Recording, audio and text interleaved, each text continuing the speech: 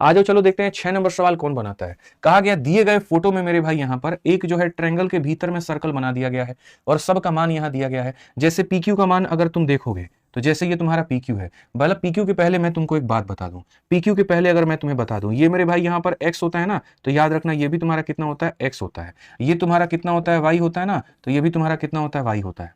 और ये तुम्हारा जेड होता है तो ये भी तुम्हारा कितना होता है जेड होता है।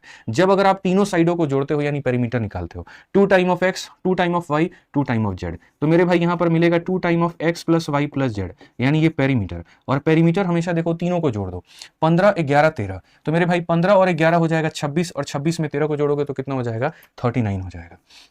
यहां पर इतना, यानी इनका दोगुना इसके बराबर में है, तो यहां से अगर हम काटेंगे तो 2 19.5 मेरे भाई यहाँ पे। ठीक है, अब क्वेश्चन में किसका मान पूछा गया है, पीडी का मान पूछा गया है। पीडी का मतलब यहां पर किसका इसका पूछा गया है, तो मेरे भाई यहाँ पर एक्स का मान पूछा गया है। अगर हम इस पूरे में से मेरे भाई देखो वाई प्लस जेड का जरा मान देखना, वाई प्लस जेड का मतलब क्यू आर का मान देखना मेरे भाई। यहाँ पर क्यू आर का मान कितना है 11 है, तो यहाँ पर ये कितना है 11 है। तो मैंने यहाँ पर क्या कहा, तीनों का सम 19.5 है, वाई प्लस जेड का मान 11 है। अगर हम घटा दें तो वाई से वाई खत्म, जेड से जेड खत्म, खाली क्या बचेगा एक्स बचेगा। आज 19.5 में से इसको घटा दोगे तो कितना हो जाएगा 8.5 हो जाएगा, बात खत्म। बहुत सरल तरीके से आंसर आ जाता है, ऑप्शन नंबर डी आंसर होता है।